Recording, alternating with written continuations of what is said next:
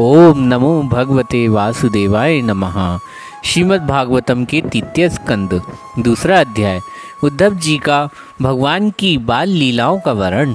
श्री सुखदेव जी कहते हैं, जब विदुर जी ने परम भक्त उद्धव से इस प्रकार उनके प्रियतम श्री कृष्ण से संबंध रखने वाली बातें पूछीं, तब उन्हें अपने स्वामी का स्मरण हो आया और वह हृदय भर आने के कारण कुछ भी उत्तर ना दे सके।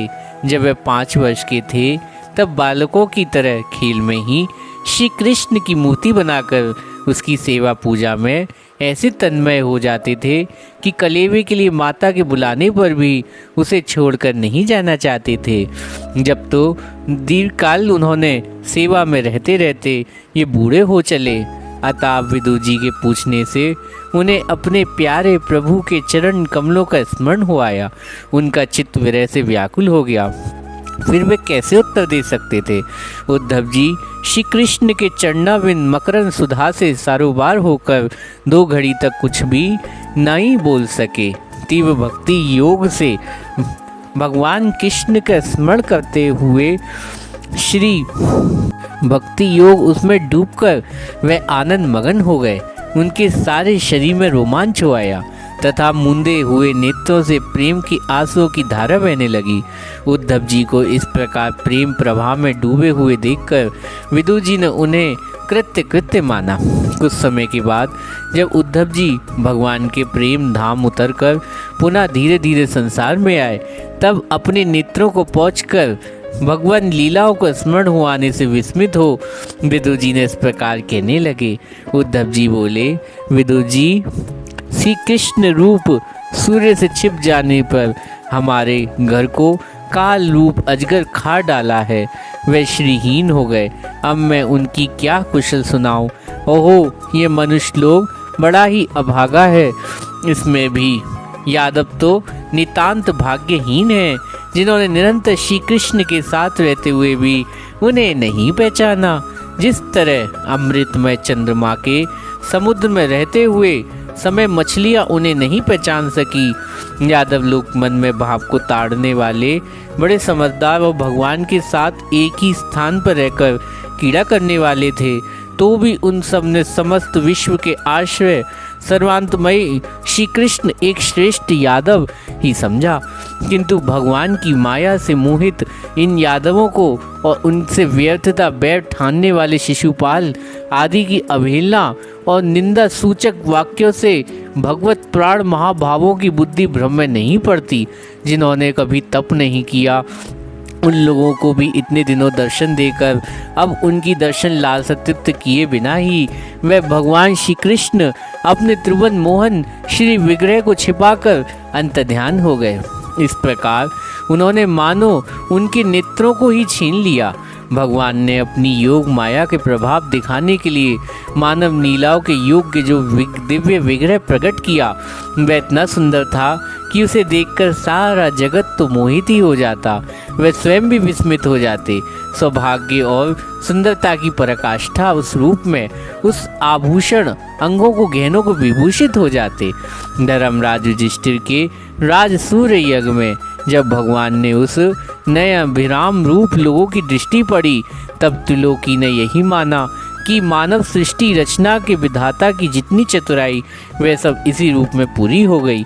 उनके प्रेम पूर्ण हास्य विनोद और लीलामय चितवन से समाहित होने पर ब्रज बालाओं की आंखें उन्हों की ओर लग जाती थी।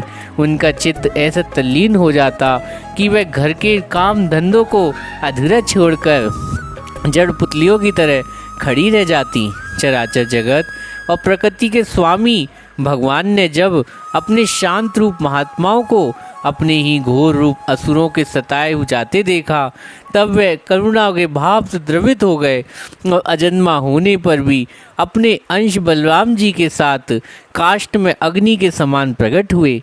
अजन्मा होकर भी वासुदेव जी के जन्म लेने की लीला करना, सबको अभय देने वाले होने पर भी मानो कंस के भय से ब्रज में जाकर छिप रहना, अंत पराक्रमी होने पर भी काले वन के सामने मथुरापुरी छोड़कर भाग जाना और भगवान की ये लीलाएं याद आकर मुझे बेचैन कर डालती है।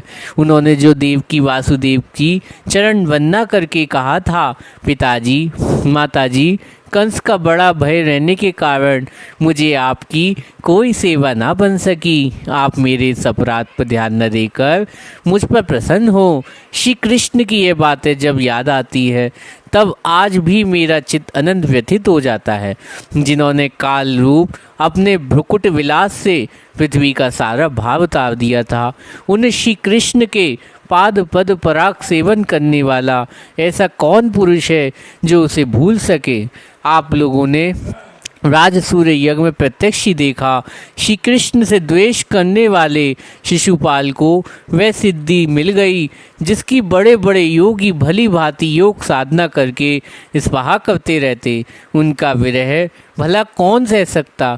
शिशुपाल ही समान महाभारत युद्ध में जिन दूसरे योद्धाओं ने अपनी आँखों से भगवान श्री कृष्ण के नयन अभिराम मुख कमल का मकरंद पान करते हुए अर्जुन के बाणों से भिनकर प्राण त्याग किया, वे पवित्र होकर सबके सब भगवान के परम धाम को प्राप्त हो गए।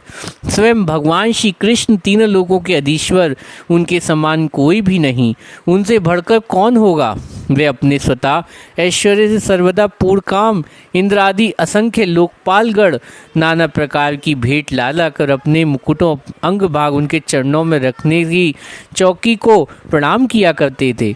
विदुर जी वे ही भगवान श्री कृष्ण राज सिंहासन पर बैठे हुए उग्रसेन के सामने खड़े होकर निवेदन करते हैं, देव हमारी प्रार्थना सुनिए। उनके इन सेवा भाव की याद आते ही हम जैसे सेवकों का चित्त अनंत व्यथित हो जाता है। पापनी पूतना अपने स्तन में हलाहल विष लगाकर श्री कृष्ण को मार डालने की नीयत से उन्हें दूध पिलाया। उनको भी भगवान ने वह परम गति दी जो धार्या को मिलनी चाहिए। उन भगवान श्री कृष्ण के अतिरिक्त कौन दयालु है जिनकी शरण ग्रहण करे। मैं असुरों को भी भगवान का भक्त समझता हूँ, क्योंकि बैर भाव जनित क्रोध के कारण उनका सदा चित्त श्री कृष्ण में लगा रहता है। उन्हें रणभूमि में सुदर्शन चक्रधारी भगवान को कंधे पर चढ़ाकर झटपट हुए गरुण जी के दर्शन हुआ करते थे। ब्रह्मा जी की प्रार्थना से पृथ्वी का भार उतार कर सुखी करने के लिए कंस के कारागृह में वासुदेव देवकी के या भगवान अवतार लिया था। उस समय कंस के डर से पिता वासुदेव जी ने उन्हें नंद बाबा ब्रज में पहुंचा दिया। वहाँ वे बलराम जी के साथ 11 वर्ष तक इस प्रकार छिपकर रहे। उनका प्रभाव ब्रज के बाहर किसी पर प्रकट नहीं हुआ। यमुना के उपवन में जिनके हरे भरे वृक्षों पर कलरव करते पक्षियों झुंड की झुंड रहते, भगवान श्री कृष्ण ने बछड़ों को चराते हुए ग्वाल वालों की मंडली के साथ विहार किया। वे ब्रजवासियों की दृष्टि आकृष्ट करने के लिए अनेकों बाल लीलाएं उन्हें दिखाते, कभी रोने से लगते, कभी हंसते, कभी सिंह शाप के समान मुख दृष्टि देखते। फिर कुछ बड़े होने पर सफ़ेद बैल रंग बिरंगी शोभा मूर्ति गाँव को चराते, अपने साथी गोपों को बांसुरी बजा बजा कर रिझाने लगते। इसी समय जब कंस ने उन्हें मारने के लिए बहुत से मायावी और मनमना रूप धारण करने वाले राक्षस भेजे, तब उन्हों को खेल ही खेल में भगवान ने मार डाला, जैसे बालक खिलौनों को तोड़ फोड़ डालता है। कालिया नाग दमन करने के विष मिला हुआ जल पीने से मरी हुए ग्वाल वालों और गौं को जीवित कर उन्हें कालियधे निर्दोष जल पीने की सुविधा कर दी। भगवान श्री कृष्ण ने बढ़े हुए धन के सद्वय कराने की इच्छा से श्रेष्ठ ब्राह्मणों द्वारा नंद बाबा से गोवर्धन पूजा रूप गो यज्ञ कराया और भद्र इससे आप अपना मान भंग होने के कारण इंद्र ने क्रोधित होकर ब्रज का विनाश करने के लिए मूसलधार जल बरसाना आरंभ किया। तब भगवान ने करुणावश खेल ही खेल में छत्ते के समान गोवर्धन पर्वत को उठा लिया और अनंत घबराए हुए ब्रजवासियों की तथा उनके पशुओं की रक्षा की। संध्या के समय जब सारे वृंदावन शरद चंद्रमा चांदी छिटक रही, तब श्री कृष्ण उसका सम्मान करते हुए मधुर गान करते और गोपियों की मंडली शोभा बढ़ाते हुए उनके साथ रास विहार करते थे। हरे कृष्णा।